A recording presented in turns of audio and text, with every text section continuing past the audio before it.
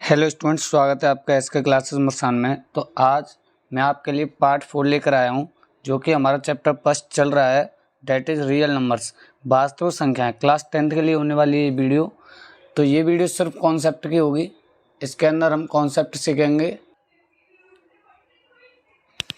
Hello students, स्वागत है आपका एसके क्लासेस मुस्कान में। तो आज मैं आपके लिए लेकर आया हूँ पार्ट 4, जो कि हमारा चैप्टर फर्स्ट चल रहा है, डेट इज़ रियल नंबर्स, वास्तविक संख्याएँ। क्लास 10th का होने वाला जो चैप्टर है चैप्टर फर्स्ट, वास्तविक संख्याएं। तो आइए आज हम एक बहुत ही अच्छे कॉन्सेप्ट को लेकर आए हैं, जिसके अंदर आज हम डिस्कस करेंगे कि कोई भी नंबर, जैसे मान लो अगर √5 नंबर है, कोई नंबर है डेट इज √5 या √3 या √2 या √7 या आपकी 2 + √2, ये सारी जो नंबर्स होती हैं, जैसा कि आप सबको पता होगा, ये आपकी होती हैं इरेशनल नंबर। क्या होती हैं? ये सब इरेशनल नंबर होती हैं, जिनको हम हिंदी में अपरमेय संख्या बोलते हैं। क्लियर है? जिनको हम अपरमेय संख्या के नाम से जानते हैं, जैसे कि √5 हो गई, √3 हो गई, √2 हो गई, √7 हो गई, और भी बहुत सारी हो सकती हैं। इस तरह की जो नंबर्स होती हैं वो सब हमारी इरेशनल नंबर यानी कि अपरमेय संख्या होती हैं। तो अब इनको प्रूव कैसे करेंगे, सिद्ध कैसे करेंगे ये एक अपरमेय संख्या है? ऐसा क्वेश्चन हमारे बोर्ड में आता है 2 या 3 नंबर में, हमेशा परमानेंट ये क्वेश्चन पूछा जाता है। इसलिए आपको थोड़ा सा ध्यान से समझना होगा, हर चीज़ को ध्यान से समझना होगा। पहले मैं आपको एक चीज़ समझा देता हूँ, रूट में जितनी नंबर्स होती हैं सब अपरमेय संख्या होती हैं, लेकिन एक चीज़ हमेशा याद रखना, अगर रूट में 4 है, अगर रूट में 16 है, अगर रूट में 36 है, तो ये आपके इरेशनल नंबर नहीं है, ये आपके रेशनल नंबर हैं। कहने का मतलब ये परमेय संख्या हैं। कैसी संख्या है? ये संख्या परमेय संख्या है। रूट के अंदर जो नंबर होती हैं वो अपरमेय संख्या होती हैं, लेकिन जिनका रूट नहीं निकल सकता, जिनका कंप्लीट रूट नहीं निकल सकता, वो आपकी इरेशनल यानी अपरमेय संख्या होती है। लेकिन जिनका रूट निकल सकता है, जैसे 4 का क्या होता है 2, वर्गमूल 16 का क्या होता है आपका 4, 36 का क्या होता है 6, ये इनके स्क्वायर रूट यानी कि वर्गमूल हैं।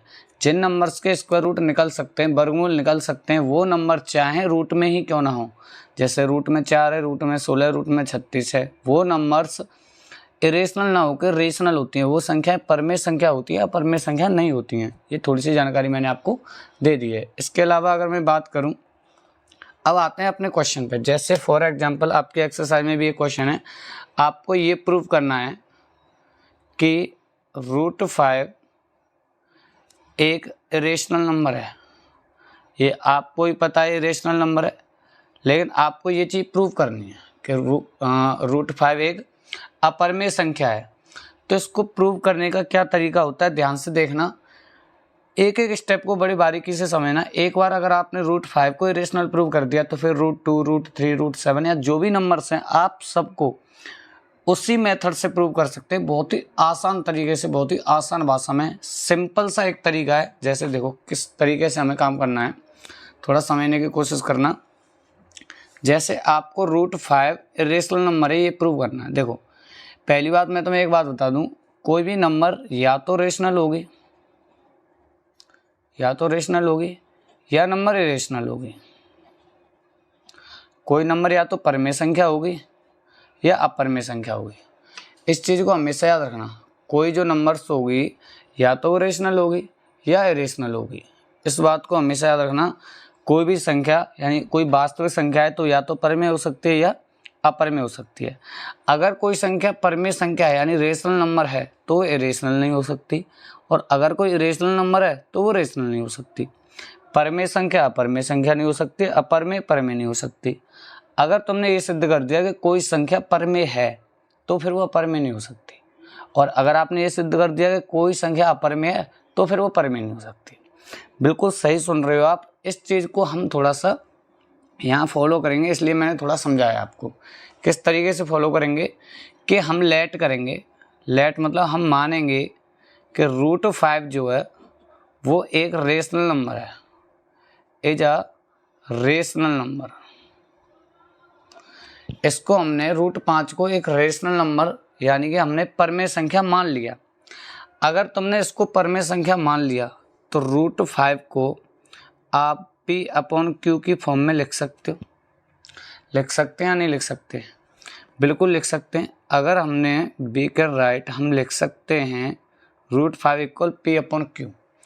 अगर कोई नंबर हमने रेशनल मानी है यानी परमेय संख्या मानी है तो उसे हम P अपॉन Q यानी P बटा Q के रूप में लिख सकते हैं, क्योंकि हमेशा हमने डेफिनेशन पढ़ी है 7th या 8th क्लास से पढ़ते आ रहे हैं कि रेशनल नंबर वो होते हैं जो P अपॉन Q की फॉर्म में लिखी जा सकती हैं। तो अगर आपने रूट 5 को परमेय संख्या माना है तो रूट 5 को P अपॉन Q की फॉर्म में लिख सकते हैं। वेयर जहाँ P and Q are coprime number. ध्यान से सुनिएगा, एक एक बात को समझिएगा। को प्राइम नंबर मीन्स क्या होता है? अब यहाँ एक नया शब्द आया है को प्राइम नंबर। तो मैं आपको बता दूं को प्राइम नंबर्स वो नंबर्स होते हैं, यहाँ मैं आपको शॉर्ट में बता देता हूँ, जिनका HCF क्या होता है? जिनका HCF 1 होता है, जिनका मासापा 1 आता है। ऐसी कोई दो नंबर जिनका मासापा 1 आता है वो आपकी को प्राइम नंबर होती हैं, जिनको हम सहभाज्य संख्या के नाम से जानते हैं हिंदी में। जैसे फॉर एग्जाम्पल की अगर मैं बात करूं, अगर आप 5 और 8 को लोगे तो ये दोनों को प्राइम नंबर हैं, क्योंकि 5 और 8 ऐसी नंबर है जिनका HCF 1 आता है। इनमें कोई भी कॉमन फैक्टर नहीं होता, और जिनमें कोई कॉमन फैक्टर नहीं होता है उनका HCF फिर 1 आता है, यानी मासापा 1 आता है। यानी ऐसी नंबर्स जिनको कोई कॉमन नंबर ना काट पाए वो नंबर आपकी को प्राइम नंबर होती हैं। जैसे अगर मान लो मैं आपसे कहूँ कि कहीं लिखा हुआ है, थोड़ा यहाँ देखना पड़ेगा, 12/16, तो ये को प्राइम नंबर नहीं है, क्योंकि ये 12 4 से कट जाएगा 3 बार, और 16 भी कट जाएगा 4 से 4 बार। यानी 12 और 16 को एक नंबर कॉमन है जो कि 4, जो दोनों को काट रही है। 4 ऐसी नंबर है जो 12 और 16 दोनों को काट रही है। तो क्या होगा कि आपकी 12 और 16 को प्राइम नंबर नहीं है। को प्राइम नंबर वही होंगी जिसको कोई ना काट पाए। जैसे मान लो 7/15 है, तो 7 और 15 को ऐसा कोई नंबर नहीं है कॉमन जो 7 और 15 को काट दे। तो 7 और 15 दोनों को प्राइम नंबर हैं। आई बात समझ में? Where P and Q are coprime number, P और Q को प्राइम नंबर, यानी P और Q को कोई नंबर नहीं काट पा रही है। P और Q नंबर ऐसी हैं जिसको कोई भी नंबर नहीं काट पा रही है। अगर हम ऐसा कुछ प्रूव कर दें कि P को भी एक नंबर काट रही है, सेम नंबर Q को भी काट रही है, तो इसका मतलब जो हमने लेट किया है वो गलत साबित हो जाएगा। यस और नो? हमने लेट किया, हमने ये माना है कि रूट 5 एक रेशनल नंबर है, और हम अपनी ही बात को अगर गलत सिद्ध कर दें, अपनी ही बात को अगर हम रॉन्ग प्रूव कर दें, तो फिर ये प्रूव हो जाएगा कि इरेशनल नंबर है। जब रेशनल नहीं है, परमेय नहीं है, तो फिर अपरमेय होगा। अभी मैंने ये बात बताई थी, कोई संख्या परमेय नहीं है तो फिर अपरमेय होगी। अब हमें ये सिद्ध करना है, ये प्रूव करना है कि P और Q को भी कोई नंबर काट रहा है। अगर ऐसा प्रूव कर दिया तो P और Q फिर को प्राइम नंबर नहीं है। जब को प्राइम नंबर नहीं है तो फिर रेशनल नंबर नहीं है। जब P अपॉन Q रेशनल नहीं है तो रूट 5 भी रेशनल नहीं है, तो इसका मतलब रूट 5 इरेशनल नंबर होगा। इस तरीके से हम प्रूव करते हैं, और यही थ्योरम, यही मेथड, यही स्टेप्स आपको हर क्वेश्चन के लिए फॉलो करने हैं। अब मैं क्या कर रहा हूँ, मैं वर्ग कर रहा हूँ दोनों ओर। क्या कर रहा हूँ मैं? दोनों ओर वर्ग करने पर, ध्यान से सुनते जाना, थोड़ा राइटिंग को समझना। दोनों ओर वर्ग करने पर स्क्वायरिंग बोथ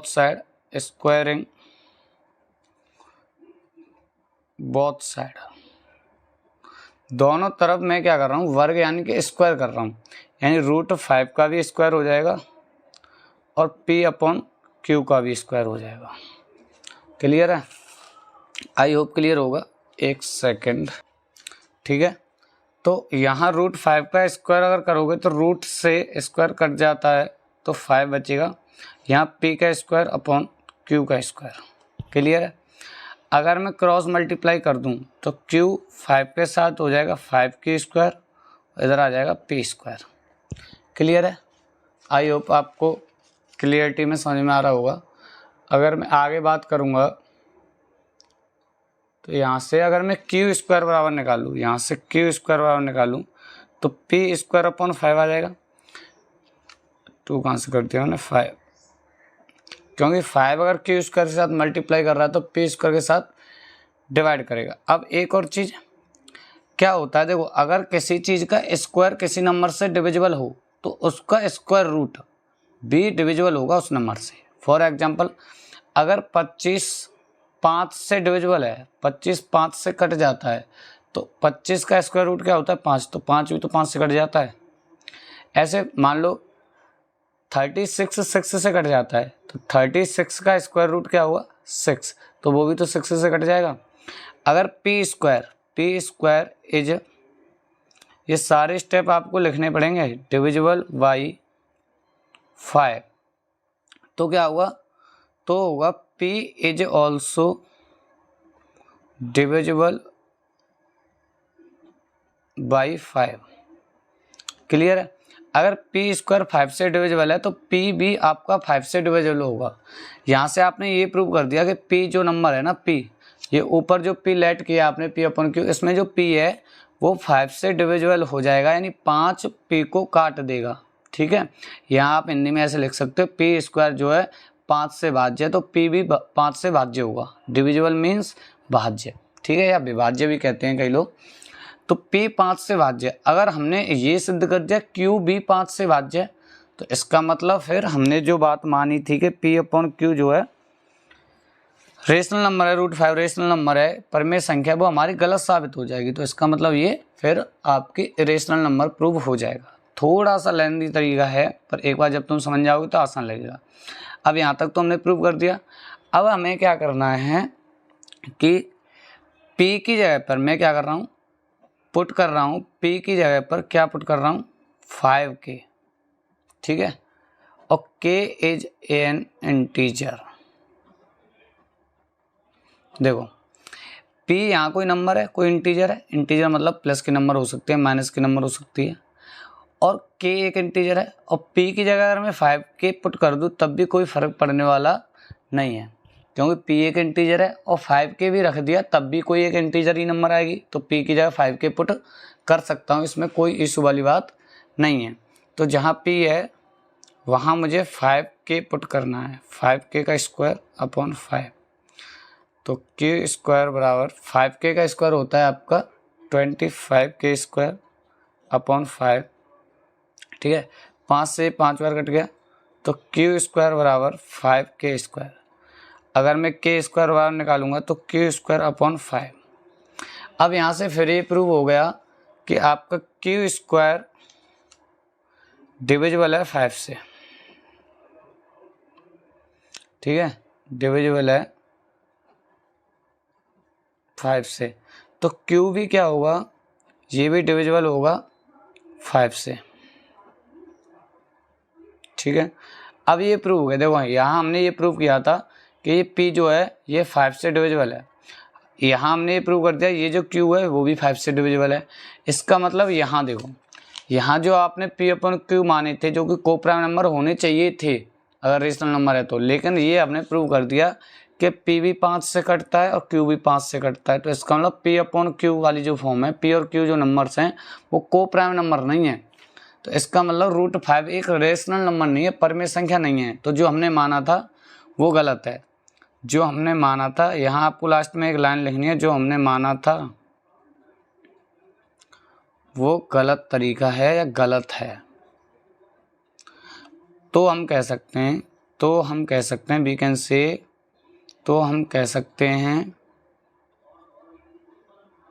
√5 एक अपरमेय संख्या है, एक इरेशनल नंबर है।